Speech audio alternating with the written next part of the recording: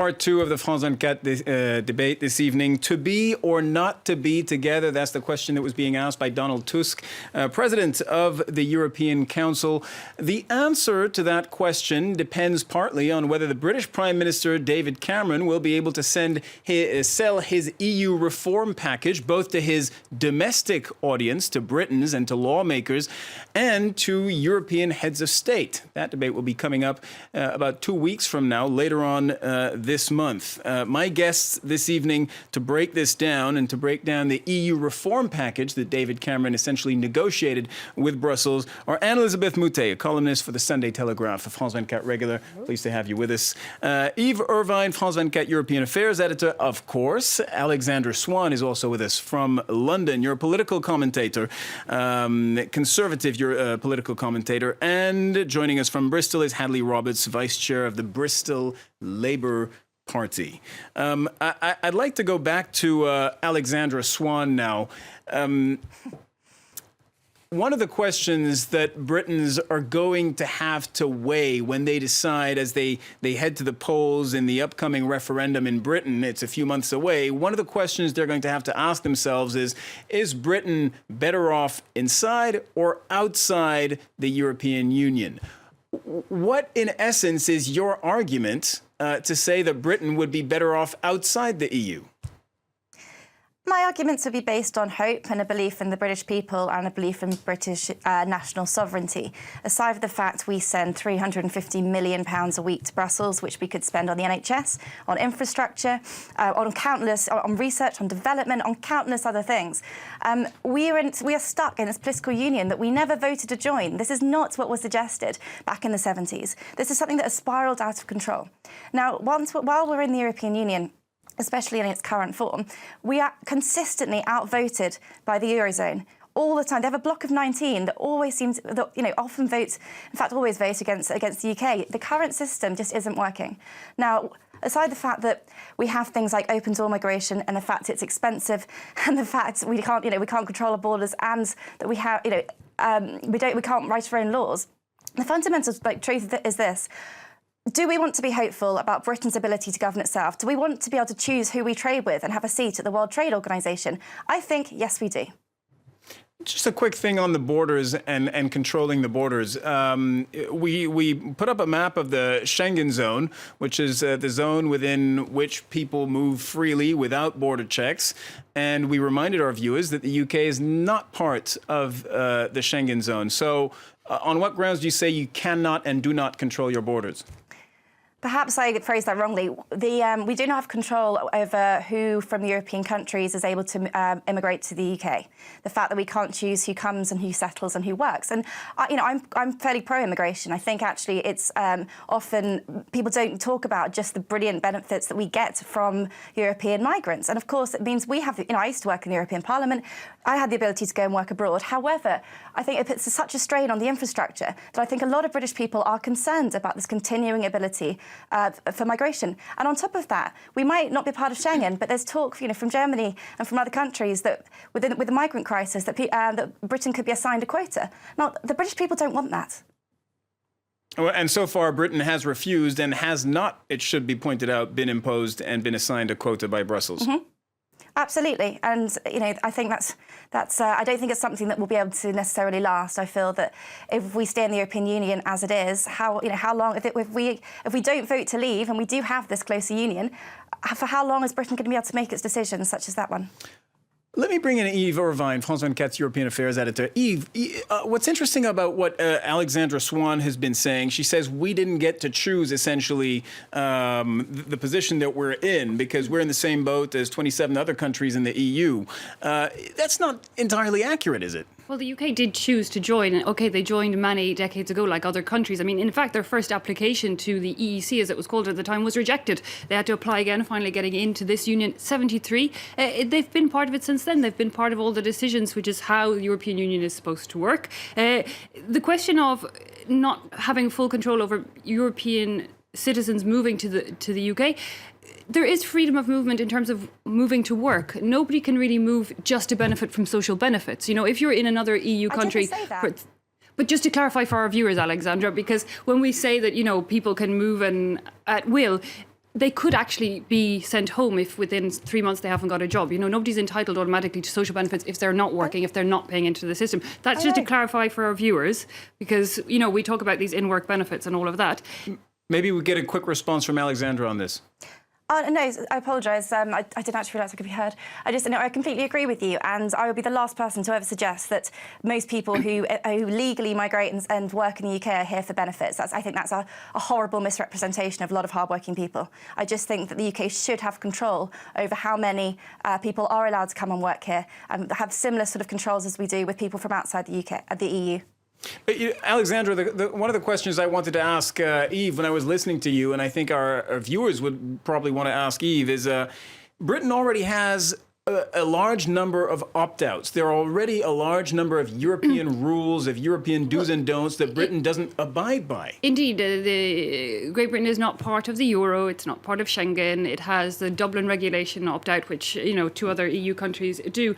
So they have been able to make their weight known in the European Union, and that essentially is the argument for a lot of lawmakers in support of staying in the EU, is that, well, you know, up to now they've never had to accept something they didn't like notably this refugee question. And I haven't, in Brussels or in Strasbourg, Brussels over the last year that, or in Strasbourg today, I haven't heard a direct pressure been put on the UK. Yes, Angela Merkel and Germany wants everybody to take part in this share of dealing with refugees arriving because the numbers are so great. But the problem isn't directly pointed at the UK for now, at least, because we're having problems with other countries, you know, Slovakia, Hungary, Poland. It's across the board. Technically, Ireland, Denmark and the UK have been under less pressure than the rest in the European Union. You mentioned Strasbourg and European lawmakers. Joining us now from the European Parliament in Strasbourg is Richard Ashworth, Conservative European lawmaker. Mr. Ashworth, good to have you with us. Glad you could finally make it. Thank you. Look, what's your take on whether or not David Cameron got a good deal or not from Brussels? Well, it is a good deal. At the outset, many people told him he would never get agreement on these issues which he's raised. But throughout, he's been absolutely consistent, starting out with his famous Bloomberg speech of a couple of years ago, going on to the election pledge which he made to the British people at the last general election, and then to the letter to Donald Tusk which outlined the requirements. He's been quite consistent, and actually he's achieved a very good result on all issues. So I think he should be congratulated, but actually also we want to make the point that what's good for the United Kingdom is good for the rest of Europe. I don't say that in an arrogant manner, but saying in terms of competitiveness, in terms of migration control, these are all the issues which have got to be confronted. And I'm pleased and proud that we've got progress. What's the feeling within European institutions about how European heads of state are going to react to this? Because, of course, David Cameron, we've been focusing on selling this to the British public, but he also has to sell this to Angela Merkel, François Hollande, the Spanish, the Italian, the Poles. How do you think that's going to play out? And not forgetting that he's got to sell it to the European Parliament as well, because there will be elements of it which will have to be voted through the Parliament. I think the mood here in Strasbourg today, I could sum it up saying is, look, consistently, we want the United Kingdom to stay in the European Union. Therefore, we're looking carefully but cautiously at their requirements. We're prepared to meet them on those requirements, but we're going to make one point, that this is not a recurring shopping list. That, in other words, if we meet your requirements and if the Parliament agrees, that's fine. But don't come back to us year after year for more. And I think that is an important point which the British people have to understand, because if you don't, you open a free-for-all and suddenly Poland will decide, well, they want some changes. Other countries will, Spain will want other changes, and that would be an untenable situation. Well, Mr. Ashworth, that seems to echo what the French president has been saying this evening. Recently, just moments ago, François Hollande on the record as saying he was opposed to new negotiations over Britain's EU deal at the next summit. So the way I interpret that is meaning that text that was made public yesterday, it's not going to be tinkered with. Britain can't ask for more than that. I take it he's sending, and Elizabeth Mute, let me know if you concur with me on this, I take it it François Hollande sending a message to both David Cameron and the British public, in a sense, saying, we're not going to go any further than this. This is our red line. He is, although every red line that François Hollande has set himself has been more or less crossed, so I wouldn't say that this augurs very well for this one. But he also has very specific personal problems that more than most leaders in Europe, which is that anything that would require a change of the European treaty would call for a referendum in France. And in France, at this stage, if François Hollande proposed a referendum to ask whether rain is wet, people would vote no. So this is a political risk he cannot take, and so he believes in sort of being strong about this. The other thing is that the evolution of the Calais crisis is, in the beginning, there was a great deal of work together. You had Bernard Cazeneuve, the French Home Secretary, and Theresa May acting together, and I think the mood between the two countries has soured a bit on this one, and that's also a result of it. Before we bring in our guest from the Labour Party who's standing by in Bristol, let's listen to his leader, Jeremy Corbyn. This is what he had to say from Parliament today. The proposals from the European Council are simply tinkering around the edges. They have little impact on what the EU delivers for workers in Britain or British businesses. We welcome the proposals for a majority of national parliaments to have a veto over Commission legislation. Even if it's heavily qualified, it seems the Prime Minister has finally moved towards the Labour Party's view on this issue, and we welcome him to that. All right, so let's go now to Bristol, as promised. Hadley Roberts is there with us, Vice Chair of the Bristol Labour Party. Are you going to have David Cameron's back on this in terms of making sure Britain stays in the EU when he campaigns ahead of the referendum? In a word, yes. The Labour Party's position is pure and simple that irrespective of any kind of renegotiation or changes or amendments to the UK's relationship with the EU, we are fundamentally better off in Europe rather than the case if we were to leave. So in many ways, this is an issue that goes far beyond the usual party politicking, although, of course, you have a little bit of fun in Prime Minister's questions. I think the fact is that... That's a very British way of putting it, by the way. Thank you very much. When it comes to the renegotiations themselves, of course, there are things that we do like as well as things we don't like. I think that was very much what Mr. Corbyn was saying just a moment ago, such as we're perfectly happy to have a greater say for national parliaments in the process. That was something that's been in our manifesto for some time. And we're very pleased to see that there's nothing about the erosion of workers' rights, like the Working Time Directive, further opt-outs on things like the social chapter. So ultimately, as I say, we are better off in, and we're not going to play around with that kind of thing. Let's listen to the head of the European Parliament who agrees with you, Martin Schulz.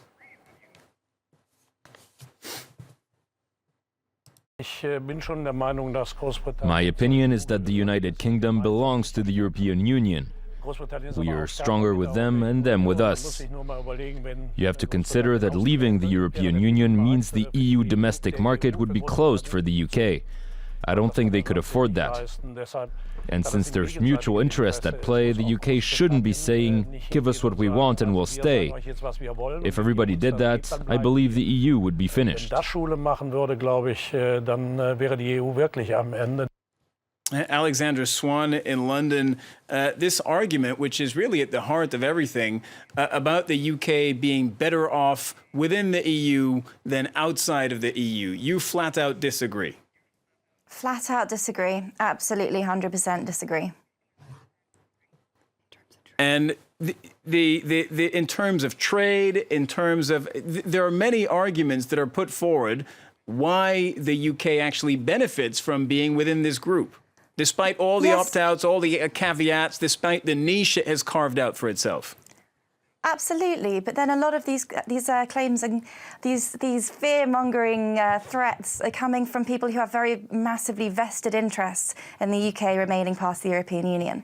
There is no reason, if you think how much we buy from Europe, how much other European countries would benefit from Britain remaining having a trading relationship with parts of Europe. There is no reason we cannot construct a free trade agreement with Europe. There is no reason we can't stay within elements of a single market at all. Well, and I'm not sure if Mr. Ashworth is still around, but I'd say to him, I understand that the MEPs, Conservative MEPs, and indeed most of the MPs are kind of bound by party loyalty to support Mr. Cameron at the moment. But frankly, I've worked in the Parliament. Obviously, Rich is an MEP.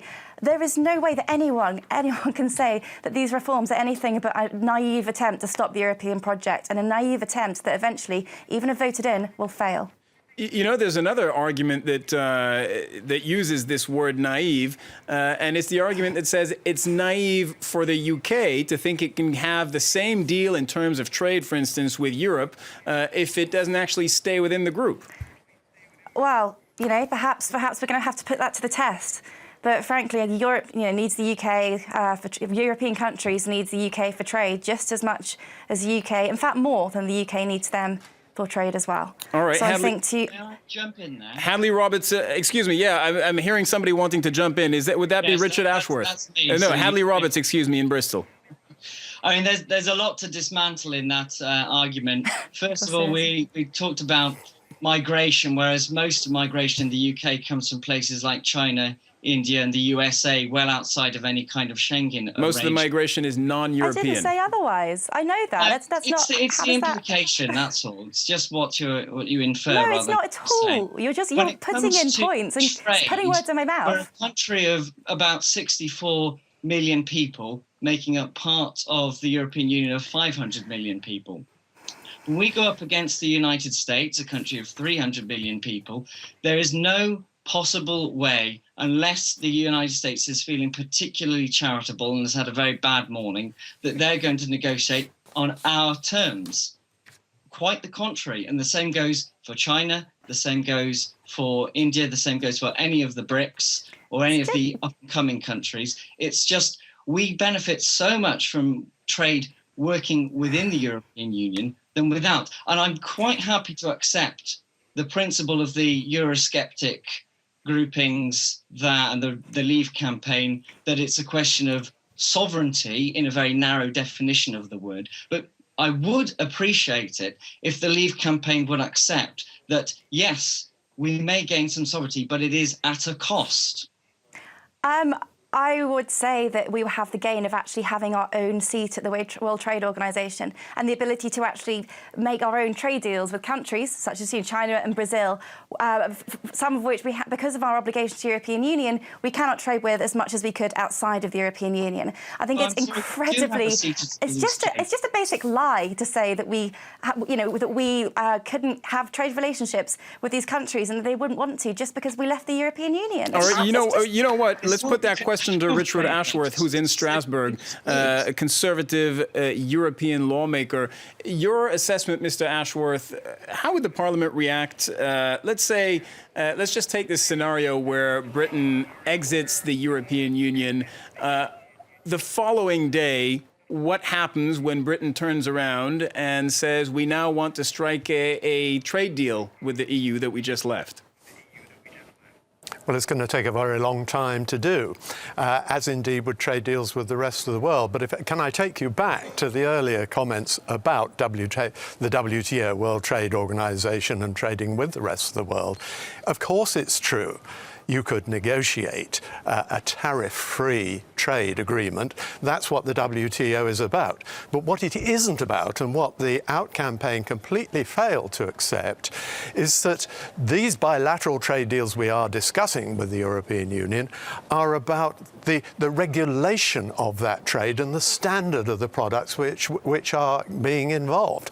Now, working with the leverage of the European Union, when talking to the big players like China like the Southeast Asian countries, like the United States of America. It brings enormous leverage, and Britain does extremely well out of it. If you left the European Union, you would be out there on your own, trying to renegotiate all those packages, but without the strength of 27 other nations behind you. Industrially or economically, the case for membership is overwhelming. Just before we wrap this up, I want to come to each one of you and ask you to gaze into your crystal ball and tell me, with the state of play, seeing how things are right now, when there ends up being a referendum in the UK, be it in June or in October, which will ask Britons whether or not they want to stay in the EU, do you think that Britons will want to stay in the EU or leave the European Union? Let me first start with Anne-Elizabeth. At this state of play, I think Britain will leave, and I agree with what Mr. Ashworth just said about the incredible leverage it is when you are part of the largest economic group on the planet in terms of negotiating with tough cookies like the Chinese, etc. So I'm sorry to say that at this stage, I see Britain leaving.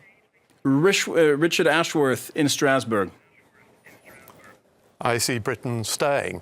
I see over the next few weeks and months, this argument will move away from raw emotion and start dealing with the facts, and people will realise the consequences of the decision and realise our future remains with the European Union, in the European Union. Just briefly, I want to remind you of what happened in France in 2005 around signing a new European treaty. And a lot of politicians at the time were saying, yes, the French will eventually come to their senses and vote in favor of further integration, in favor of signing this treaty. The answer ended up being no. But this isn't about further integration of the United Kingdom into the European Union. There are cast iron guarantees that there will be no ever closer union, that we will be exempt from the Eurozone and Eurozone bailouts. So this puts Britain in a very special place. This deal is a game changer, and I think the people of the United Kingdom will realise that. Alexander Swan, your assessment, does the UK stay in the EU? I think Cameron's playing quite a clever game, actually, to catch out much of his hostile backbenchers and Eurosceptics and part of Fleet Street. And I reckon he is possibly, he's set this up so it's actually not very much. But then he'll work his magic and he'll somehow produce, a few other rabbits out the hat, designed entirely so then people can say, OK, well, he's done very well here. I think people will believe in the future of our country, and I think by a very, very narrow margin, the Leave campaign will win. Hadley Roberts from Bristol. I think that the British people will choose to remain part of the European Union. I think that the Prime Minister's recommendation will help to sway the argument. But most of all, it's because the Remain side has an element of positivity and optimism, and also the better review of the facts when it comes to the political arguments, the economic arguments, and the social arguments. All right, thank you very much. I'd like to thank all our guests. Eva Irvine, we're going to leave that one a mystery, but we'll have time to hear a lot more from you on the EU as we run up to the referendum and these negotiations late February. Thank you very much for watching the France 24 debate. Do stay tuned. James Creedon comes up right after this.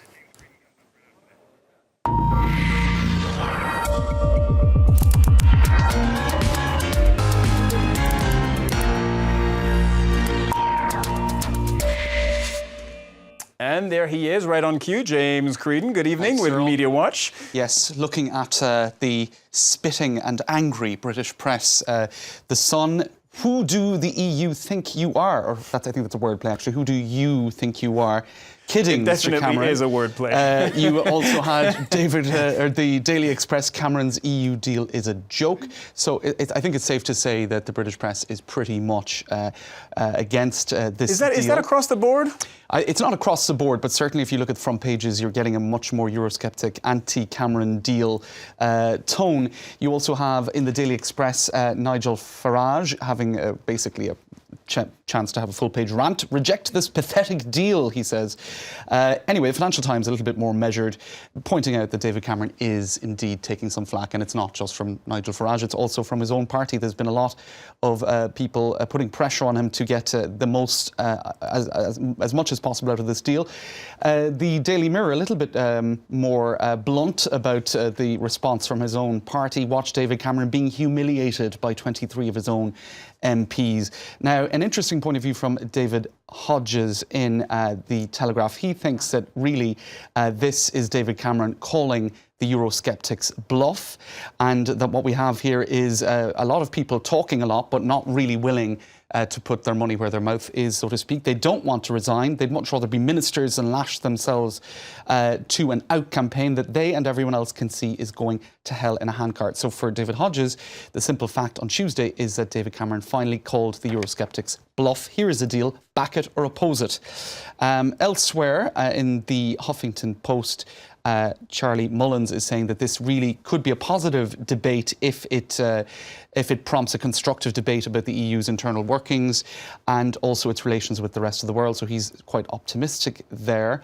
And that faced with the EU migration panic, Britain makes for the rabbit hole. I think actually that what I just cited in the previous article is attributed to this one. Gets a bit confusing.